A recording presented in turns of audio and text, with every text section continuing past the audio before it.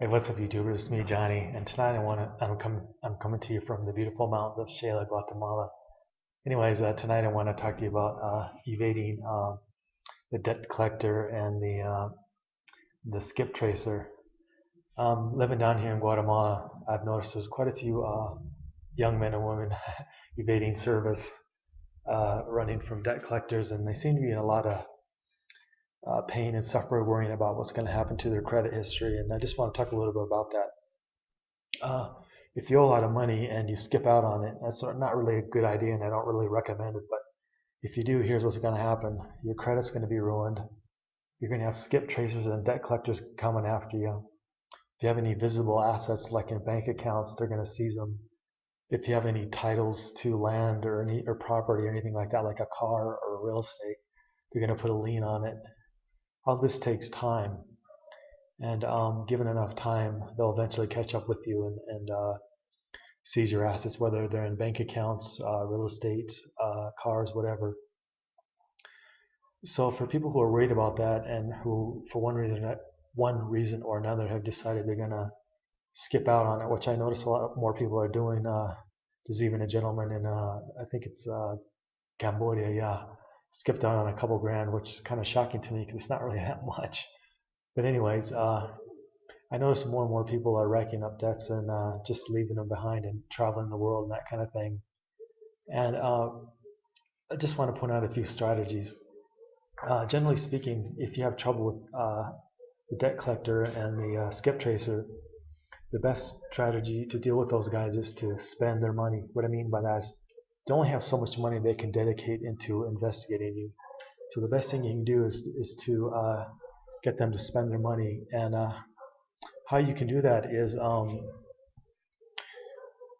how can I say this? Well, first off, they're going to do an asset check of all your assets, and they're going to come after them. So the first thing you're going to have to do is either withdraw most or all of your money from a bank account. And the second thing you're going to do, if you want to keep some of your money in electronic bookkeeping entries, you're going to have to open another bank account, but preferably in another state or 3 or 4 counties away.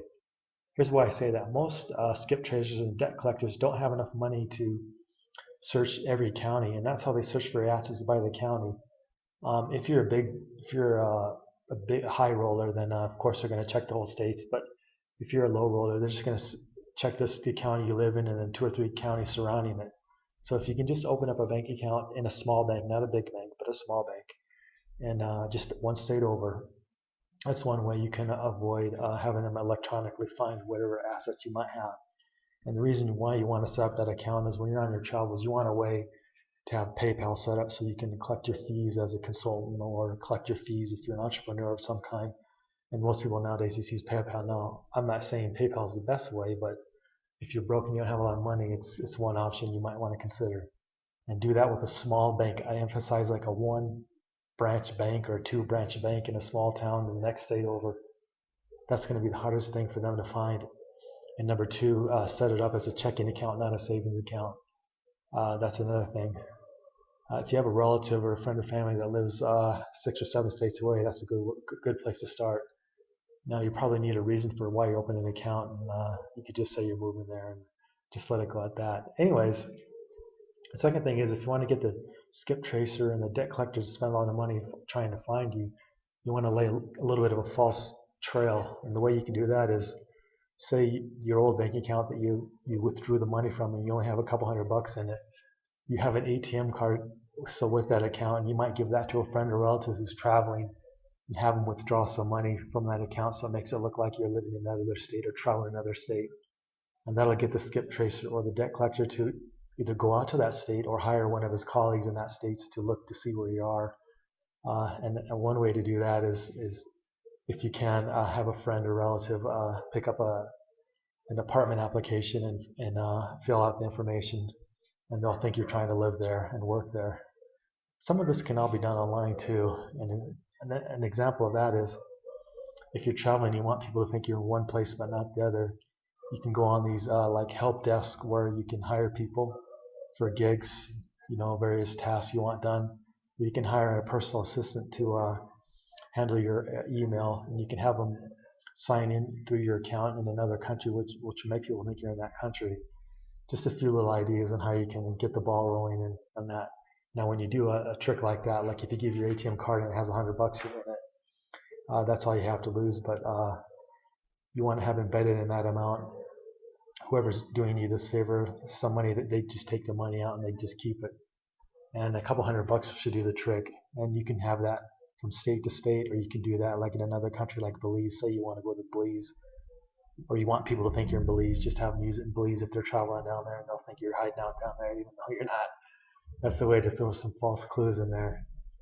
And the other thing is with your email and your social media accounts, just have a virtual assistant log into your accounts from, like, say, Vietnam or somewhere like that, and they'll think you're there. Those are just a few of the ruses you can use to confuse and slow down and stall the debt collector and the skip tracer, and all that will bring up a lot of money for whoever the client is. And I'm assuming they're not going to spend a lot of money trying to track you down. So if you just do a few of those little techniques, that'll slow things down and confuse the enemy quite a bit. Anyways, thanks for listening. Tell me what you think. What are your strategies for evading the debt collector and the skip tracer? Now, I should probably say this in the interest of disclosure. I'm not hiding out down here for debts or anything, but I do know it comes up a lot with expats I meet, and so I just wanted to throw up a little video on how some people deal with these things and keep their sanity and keep their assets intact. And just one more thing, when you get to your destination, wherever you're going, use cash and pay cash and don't leave an electronic footprint. That should go without saying. And that can be easily done in Latin America or parts of Southeast Asia. And when you find your ultimate destination, set up a local account there, and preferably in a corporate name that's not tied to your name. And if you can't do that, if you can't afford it, just set something up in your girlfriend's name, and you can get paid that way too. And that's another way to keep off the radar, Big Brother, and avoid these issues that you have coming at you from back home. Anyways, this is me, Johnny. Like, share, subscribe, tell me what you think, and I'd really appreciate if you left a comment. Thanks.